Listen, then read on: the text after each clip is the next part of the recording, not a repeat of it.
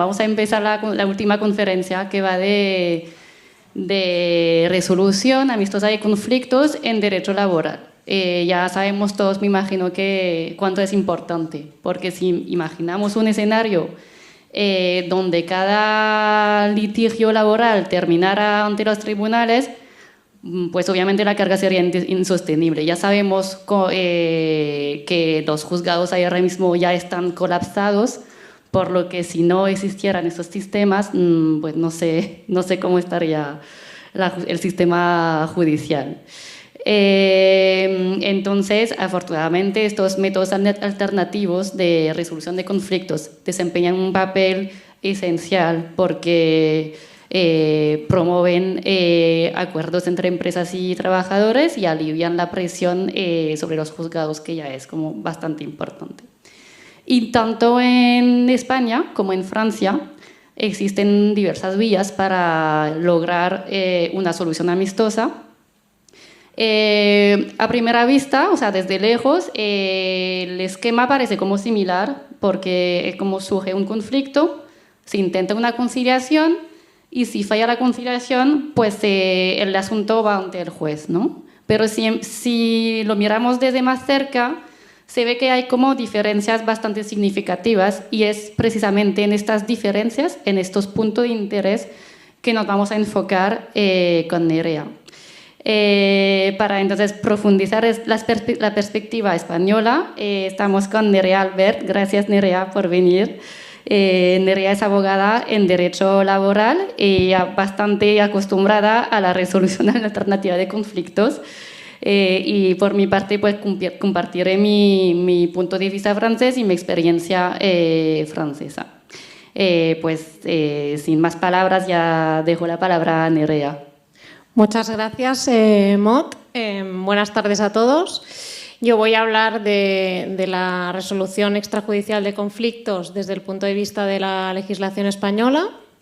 Para que entendamos un poco el concepto, son mecanismos o sistemas para, o bien a través de una negociación, intentar llegar a un acuerdo, o bien que haya una resolución distinta a la de un juez, como veremos.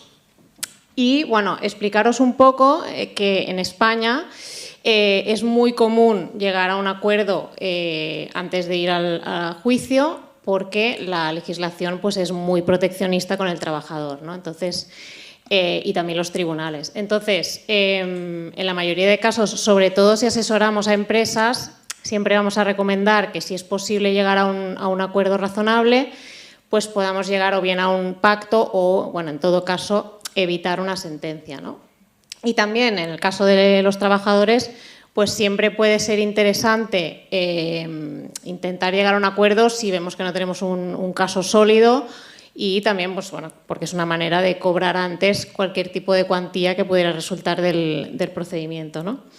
Entonces, como ventajas de estos métodos, yo destacaría en primer lugar que son soluciones a medida, creo que es la anterior, que son al final soluciones a medida para las partes, es decir, que al final, pues bueno, si llegamos a un acuerdo, siempre las dos partes van a intentar llegar a un punto medio que convenza a todas las partes, ¿no? Y también podremos añadir una serie de aspectos que quizás en una sentencia pues no podrían salir, con lo cual pues siempre va a ser más a medida para las partes estos métodos de resolución alternativa de conflictos.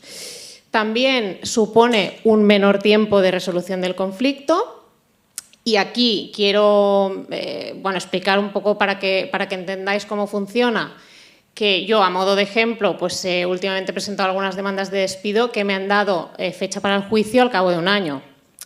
Y no solo eso, sino que además si por lo que sea hay una sentencia favorable, puede ser que el trabajador no cobre hasta que no haya una sentencia firme. Porque si la empresa presenta un recurso, esa cuantía se deposita en el juzgado y puede ser que el trabajador pues eso, tenga que esperar 3 o 4 años hasta que finalmente cobre la indemnización. Por tanto, estamos hablando de que si vamos a un procedimiento judicial, siempre va a ser más largo en el tiempo y más costoso para las partes. Finalmente, también supone menos costes resolver antes de ir a juicio. Tanto los métodos de resolución de conflictos extrajudiciales como los juicios son gratuitos, obviamente, pero es verdad que, pues, por ejemplo, los honorarios de los abogados, ¿no? No va a ser lo mismo ir a juicio que resolverlo con antelación y, bueno, ese sería el coste, ¿no?, adicional del que podríamos hablar. Luego también indicar dónde está regulado esto. En España tenemos la Ley Reguladora de la Jurisdicción Social, que es una ley que regula el procedimiento laboral judicial, y en esta misma ley se prevé, pues, algunos métodos de resolución de conflictos alternativos, que son la conciliación, la mediación y el arbitraje. El arbitraje sería un método alternativo a la sentencia, o sea, aquí va a haber una resolución, un laudo, dictado por un árbitro, mientras que la conciliación o mediación es para llegar a un acuerdo. Entonces, la peculiaridad en España es que esta ley nos obliga a intentar un acto de conciliación o mediación antes de ir a juicio, antes de presentar la demanda. No es obligatorio llegar a un acuerdo, obviamente, pero sí que hay que hacer ese intento de conciliación o mediación, hasta tal punto que no se va a admitir la demanda judicial si no se demuestra que ha habido ese acto de conciliación.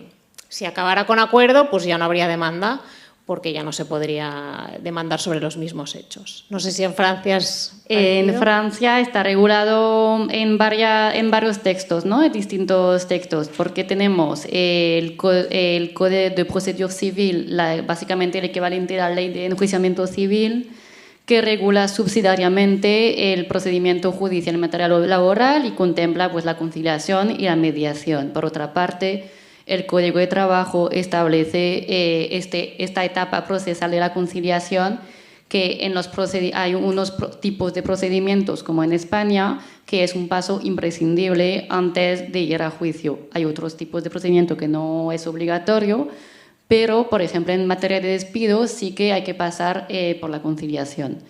Y finalmente tenemos un mecanismo importante en Francia, que es el acuerdo privado, la transacción, que está regulada básicamente por el Código Civil, y vamos a entrar un poco más en detalle más adelante, pero básicamente son los tres textos a los que se acude para ver cómo se regulan estos sistemas alternativos. Vale, pues bueno, explicar un poco más en detalle estos tipos de métodos que tenemos en España.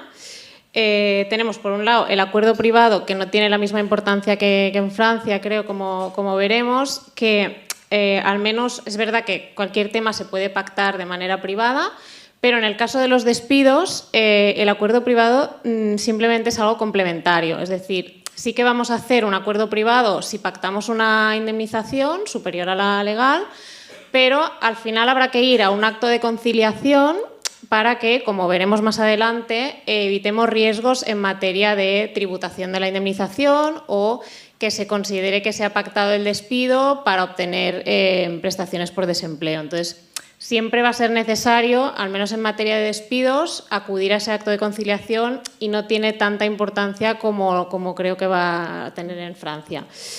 Entonces, la conciliación, para que se entienda, se celebra en un organismo público que hay en todas las provincias en España, y es independiente del juzgado. Es como una manera, pues, de intentar descargar asuntos a los juzgados, ¿no? De manera que, pues, la mayoría pues, una gran parte de los casos se pacte en conciliación y ya no pasen a los juicios, ¿no? A los juzgados.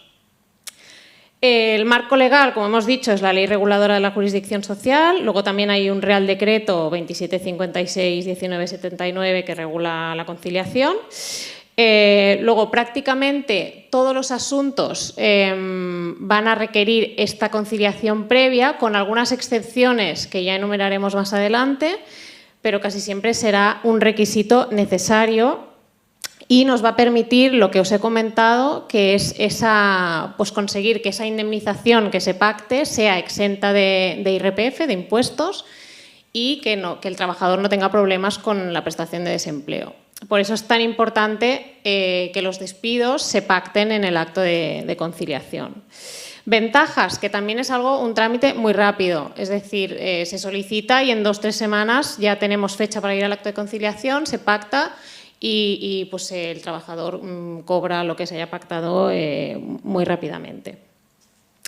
Los inconvenientes, que la conciliación realmente es un trámite muy simple, el conciliador no suele tener ningún papel para intentar acercar posturas entre las partes, simplemente va a preguntar si hay acuerdo o no hay acuerdo, las partes se lo van a decir y ya está, pero no tiene ningún papel relevante, con lo cual no nos va a ayudar en esa negociación.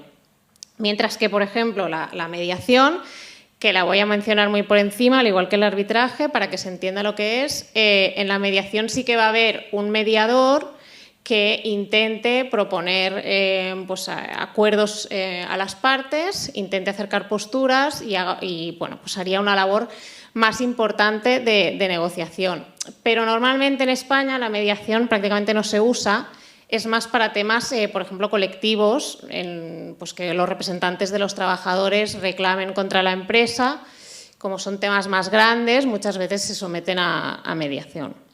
Y luego tenemos el arbitraje, que el arbitraje es pues, una resolución, o sea, va a haber una resolución al igual que la sentencia, y lo que se somete a arbitraje, pues evidentemente ya luego no se podrá someter a una demanda.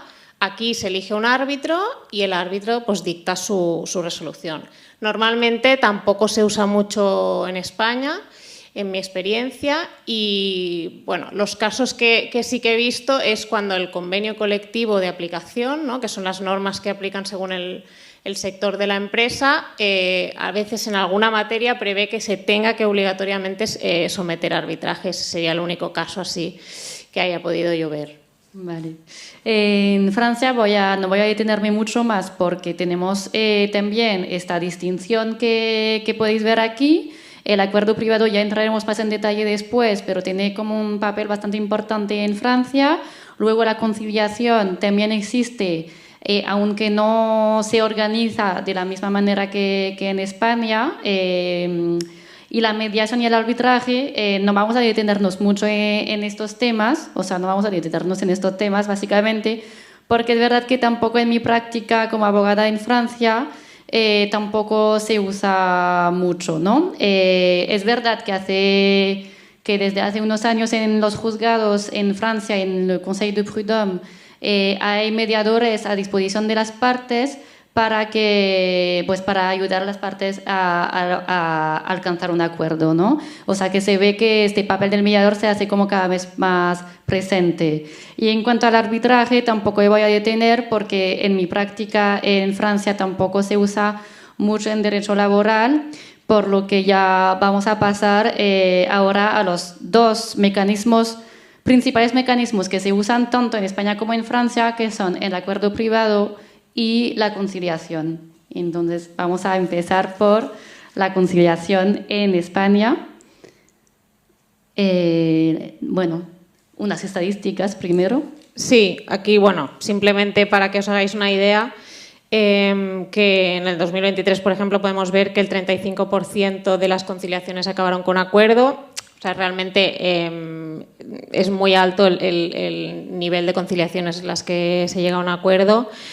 Y para que os hagáis una idea, por ejemplo, he sacado también el porcentaje de 2024, que más o menos son los mismos porcentajes que llegan a acuerdo y que se someten a conciliación, pero a destacar que el 60% son temas de despido. Con lo cual, bueno, lo que os comentaba de que es muy importante ir a conciliación, con lo cual la mayoría son despidos.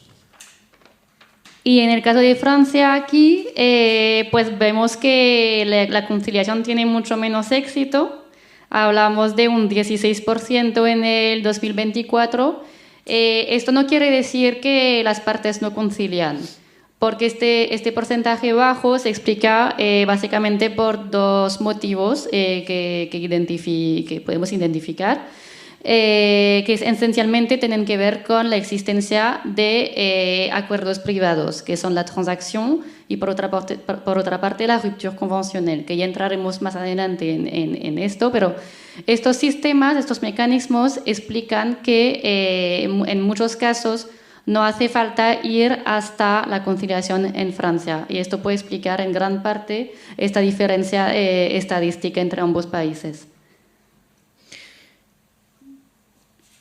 Vale, pues desde el punto de vista de la legislación española, el acuerdo privado se usaría, o sea, es verdad que la mayoría de materias se puede llegar a un pacto privado y tiene plena validez, pero en el caso de los despidos, como os decía, es algo complementario. Sí que en la práctica lo que hacemos es pues hacer un pacto privado donde se refleje que pues, se ofrece la indemnización de despido improcedente, por ejemplo, y que esta indemnización se va a abonar en el acto de conciliación. Entonces, lo que hacemos es pactar esto en el acuerdo donde el trabajador renuncia a demandar y, posteriormente, se pactaría el abono de la indemnización en el acto de conciliación para evitar los riesgos que comentábamos.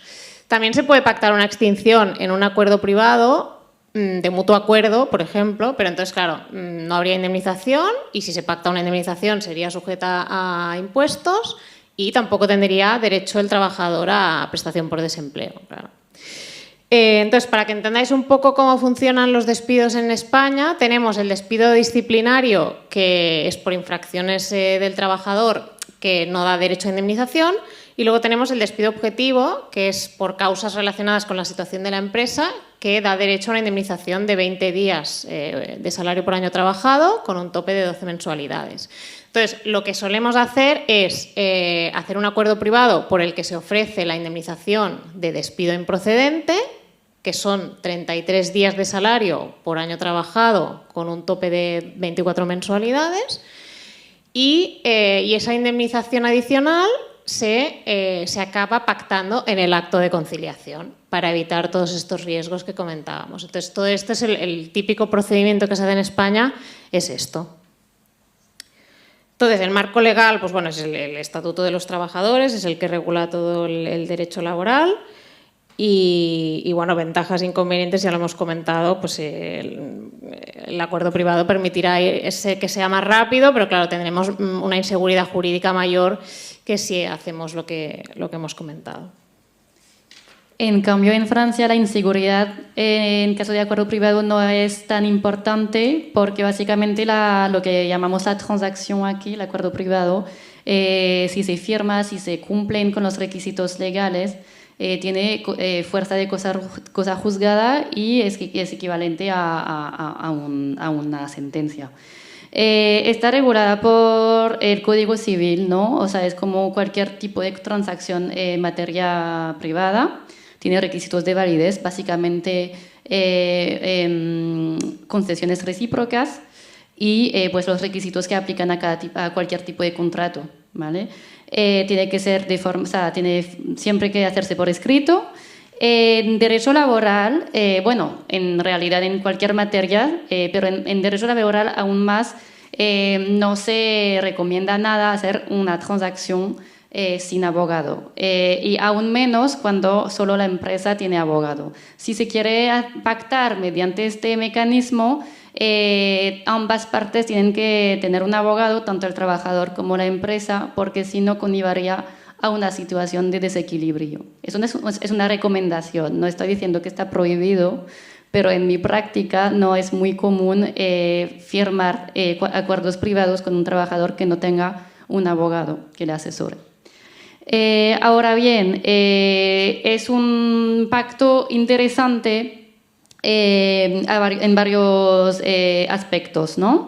Primero, en cuanto a la indemnización que se va a pagar mediante este acuerdo, porque esta indemnización podrá beneficiar de exenciones fiscales y exenciones de cotizaciones sociales que varían en función pues del importe pactado, por una parte, y por otra parte, en función del perjuicio indemnizado, del tipo de perjuicio en realidad.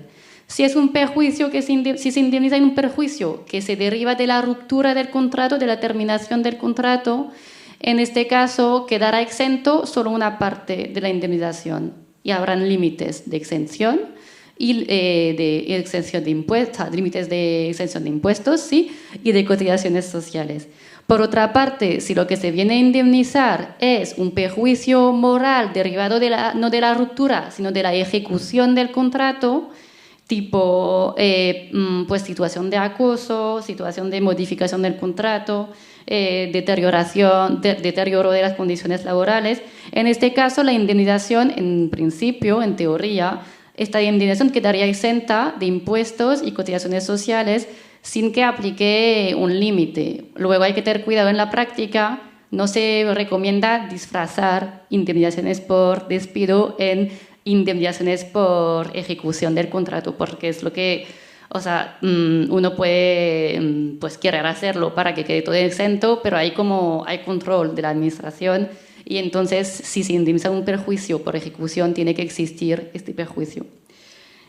Aquí añadir solo un apunte de España que creo que es interesante, que es el tema de que los daños y perjuicios, si pactamos que va un poco al hilo de que estás comentando, solo son exentos de impuestos si se pactan en el juzgado o por sentencia, con lo cual también es interesante que ni siquiera yendo al acto de conciliación, sino que si quisiésemos pactar unos daños y perjuicios, tendríamos que ir al juzgado. Sí. Bueno, aquí en Francia se puede hacer mediante este acuerdo, pero tiene que existir, claro. Y yo creo que ya he dicho todo en relación con la transacción. Sí. Pasamos a la conciliación. Vale, pues ahora entramos un poco en lo que sería cómo funciona la conciliación en España, ¿no? Este trámite que hemos comentado que es tan importante en los despidos. Como os he dicho, en la mayoría de casos es un trámite previo obligatorio antes de presentar la demanda. Y la ley prevé alguna serie de excepciones, os enumero algunas para que os hagáis una idea. Pues, por ejemplo, no se haría en procesos de seguridad social, procesos en que se impugne un despido colectivo por parte de los representantes de los trabajadores, en casos de disfrute de vacaciones, materia electoral, movilidad geográfica, que serían traslados de centro, ¿no? La modificación sustancial de las condiciones, etcétera. Bueno, estos serían algunos ejemplos de excepciones para que se entienda. Entonces, el contenido de esta solicitud de conciliación, que le llamamos papeleta de conciliación, sería pues, los datos de ambas partes, ¿no? Tanto del trabajador como de la empresa, el domicilio de cada uno, luego el salario y la antigüedad del trabajador y luego habrá que explicar pues, todos los hechos y todo lo que se está reclamando, ¿no? Aquí es importante el contenido de la papeleta porque la propia ley prevé que no se podrá variar sustancialmente lo que se incluye en la papeleta de lo que luego se va a incluir en la demanda. Con lo cual, por ejemplo, si hemos pedido en la papeleta de conciliación la improcedencia del despido, es decir, decimos que el despido no está justificado, luego no podremos pedir en la demanda también la nulidad, que la nulidad es cuando se vulneran derechos fundamentales, ¿no? Pedimos la nulidad. Pues bueno, es muy importante que no varíe mucho lo que ponemos aquí de lo que pondremos en la demanda. Entonces, también apuntar, para que se pueda entender un poco todo lo que implica, que el plazo para presentar tanto la papeleta como la demanda son para, por ejemplo, despidos y sanciones 20 días hábiles, mientras que para cantidades son 12 meses. Y luego es algo bastante peculiar que la papeleta de conciliación suspende el plazo en el caso de los despidos y sanciones, por ejemplo, suspende el plazo. Es decir, esos 20 días hábiles que hay para presentar la demanda quedarán suspendidos desde que se presente la papeleta de conciliación hasta que se celebre el acto de conciliación con un tope de 15 días hábiles. O sea, en la práctica puede ser al final que tengamos 35 días hábiles para presentar la demanda, ¿no? Y luego, para las cantidades, el efecto que tiene la papeleta de conciliación es que interrumpe el plazo, que significa que en este caso vuelve a contar de nuevo. No es que se suspenda, como en el caso del plazo de despidos y sanciones, sino que volvería a comenzar el plazo. Respecto a la citación y la comparecencia de las partes, pues para citar a las partes les llegará pues una citación a cada una de las partes donde pondrá pues, la fecha y la hora a la que tienen que estar en el centro de conciliación que corresponda Y bueno, en el caso de que la parte solicitante, que el trabajador normalmente no vaya a ese acto de conciliación, el efecto es que desiste, que queda desistido de la demanda, con lo cual, bueno, de la papeleta de conciliación, y eso puede conllevar que ya se nos haya pasado el plazo para demandar, con lo cual es muy importante que el trabajador vaya a ese acto de conciliación. Mientras que para la empresa, en ese momento, si no comparece, no tiene ningún efecto en ese momento, sino que simplemente el acta de conciliación se hará constar que la empresa no ha venido y terminará sin efecto. Lo que sí que, en caso de que la empresa no venga, si luego la demanda es favorable para el trabajador, podrá pedir una multa de hasta 600 euros para compensar los gastos de abogado a la empresa, que dependerá del juez que se lo conceda o no. Luego, en cuanto al acto de conciliación en sí, como os comentaba, es un trámite muy sencillo, es un funcionario licenciado en Derecho que simplemente preguntará si hay o no acuerdo y si hay acuerdo, pues reflejará en un acta el acuerdo que ha habido. Si no hay acuerdo, pues pondrá en un acta que no ha habido acuerdo. Si no se alcanza un acuerdo, entonces tendremos que ir a presentar la demanda judicial y adjuntar el acta de conciliación conforme se ha cumplido ese trámite previo, ya que si no se inadmitiría la demanda por no cumplir ese trámite previo. Si hay un acuerdo, pues ya no podremos presentar demanda. Si hay acuerdo, no se puede presentar demanda sobre los mismos hechos. El acta de conciliación tiene plena validez legal. O sea, lo que se haya acordado en el acta de conciliación, incluso si no se cumple, se podrá ejecutar a través de una demanda en el juzgado.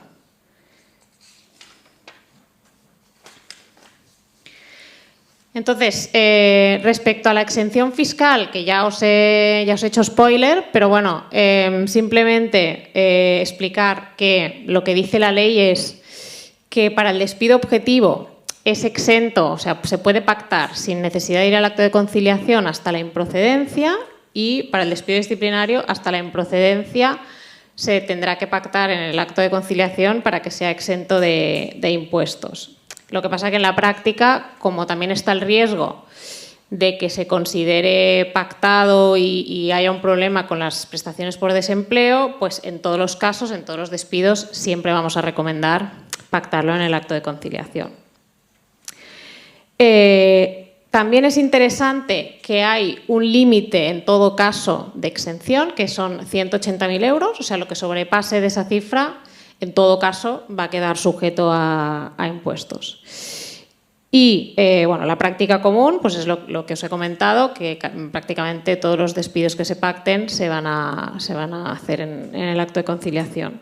Y importante conservar esa acta de conciliación durante 4 años, que es el plazo que tiene Hacienda, para reclamar, para revisar si una indemnización está sujeta o no a impuestos, pues hay que conservar eso porque será la prueba de que es exento de impuestos. Y luego, respecto a las prestaciones, bueno, ya os he comentado un poco, pero también el hecho de que se pacte un despido, ¿no? sin ese acto de conciliación, si lo pactáramos a través de un acuerdo privado, también tendría un riesgo en cuanto a las prestaciones de desempleo, porque podrían entender que realmente es un fraude que se ha pactado entre empresa y trabajador para conseguir la prestación de desempleo, y en cambio a través del acto de conciliación, haciendo una papeleta, reclamando bien todas las pretensiones, vamos a conseguir disminuir mucho ese riesgo. Vamos a ver ahora cómo funciona en Francia. Es bastante distinto, también es una conciliación, pero se organiza de manera distinta. Básicamente, en Francia, el órgano de conciliación está dentro del juzgado, ¿vale? No es un órgano administrativo como en España. Está dentro del juzgado, solo hace falta poner una demanda ante el juzgado y luego es el juzgado el que se encarga de citar a las partes a una audiencia que llamamos la audiencia de conciliación. En ciertos tipos de procedimientos no es un paso no se tiene que seguir este procedimiento de conciliación más juicio.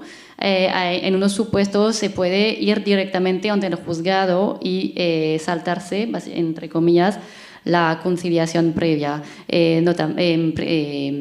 particularmente en materia de contrato temporal, si hay un litigio en materia de contrato temporal, y por otra parte en materia de medidas cautelares, de medidas urgentes, de référé, ¿vale?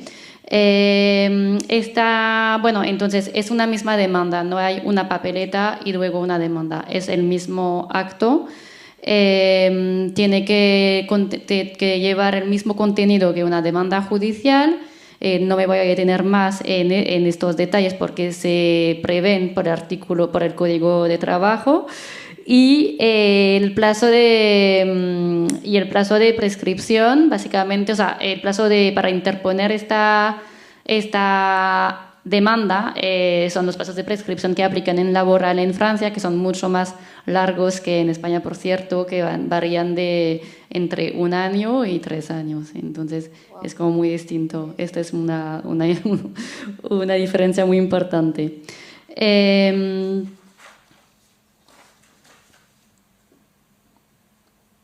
Entonces, en cuanto a los detalles de la citación de las partes, pues es el juzgado quien cita directamente a las partes, indicando la fecha, la hora y el lugar. Si el juzgado no logra citar a las partes, o sea, si el correo del juzgado, porque básicamente se cita por correo certificado, si no le llega a las partes o si las partes no vienen a recoger el correo en correos, pues tiene que intervenir un huissier, que es una figura equivalente a más o menos una figura intermedia entre el notario y el secretario judicial.